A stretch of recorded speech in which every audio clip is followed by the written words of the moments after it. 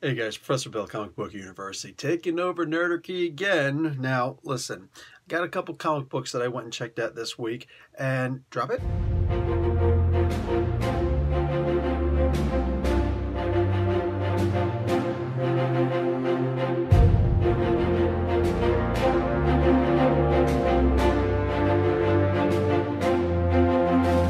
And like I was saying, basically, I got a lot of comics. Okay, listen, here's what I want you to do. Rather than me naming a whole bunch of comics and whatnot, I want you to go and I want you to check out This Week in Comics. Okay, it's the first video that I put up actually it's the last video I put up, every Tuesday. Okay, so I'll put out an Explained in a minute, where I'm going to explain some kind of a superhero, supervillain, super being, somebody.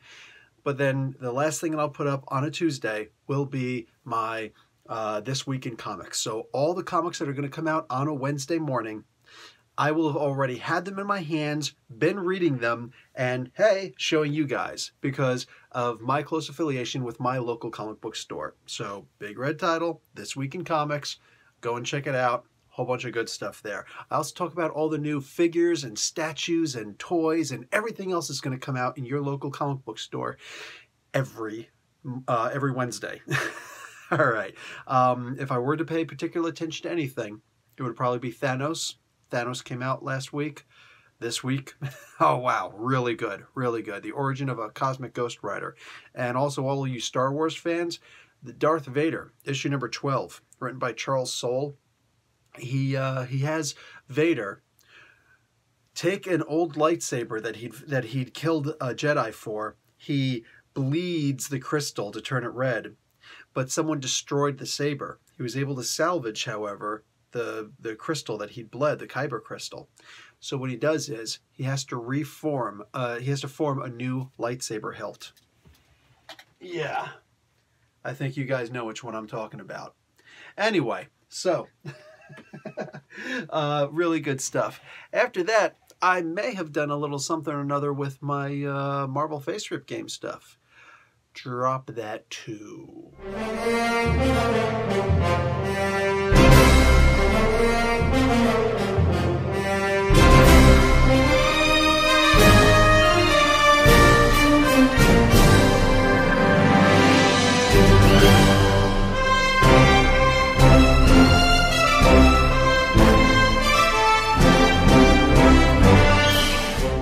At all. It doesn't have, you don't have to worry about this as being an applicable rank, an effective applicable rank.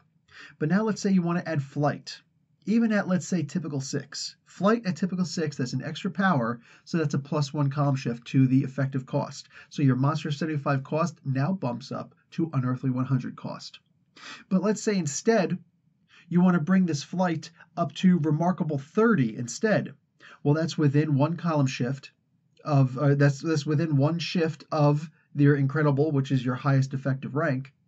So since it is now an applicable rank and not just some little extra on there, well, you're going to use this as an applicable rank as opposed to just a +1. So that +1 column shift for having an extra power on there is ignored, and you now have an applicable rank instead.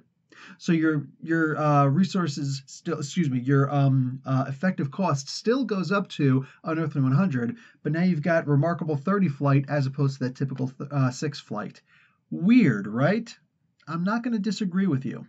Okay, so every single power that you add on is going to give a +1 column shift unless it is within 1 rank or it is equal to the rank of the highest.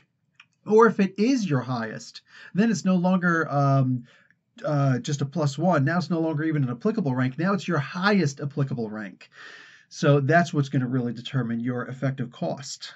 Okay, guys, let's take a couple of examples. And I'm going to give you a quick little example. And what you're going to do is, if you choose, pause the video and see if you can't find the effective rank. I'll tell you when to pause. So guys, yes, I do actually teach you how to make a power suit in the Marvel FASERIP game. It's a fairly long, definitely exhaustive video, but there are 2 distinct ways that I show you to make a power suit besides actual character creation for a high-tech hero. That's right. So actually making a suit. Next week, we'll see what we can do about making robots, shall we?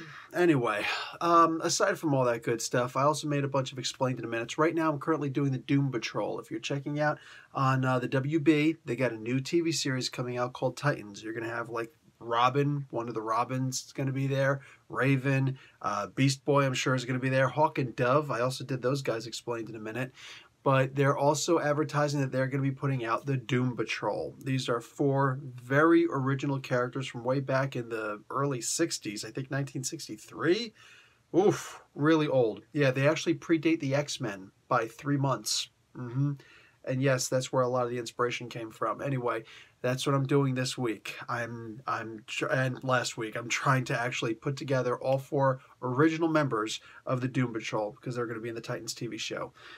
Don't forget to check out my Explained in Minutes. They're really good. Also, I'm reviewing Marvel's Agents of S.H.I.E.L.D. Really good TV show. A lot of agreement there. And for the sake of conversation, I'm also doing my spotlights on stories. This particular week, I did there's pretty good stuff. You know what? I did a lot of good stuff in the spotlight on story stuff. Sorry. Literally, like, my mind is racing. I have done so many of them. It's ridiculous. So give me about 15 to 20, maybe 25 minutes, and I will explain to you an entire story, comic book arc, anything. So go and check those out.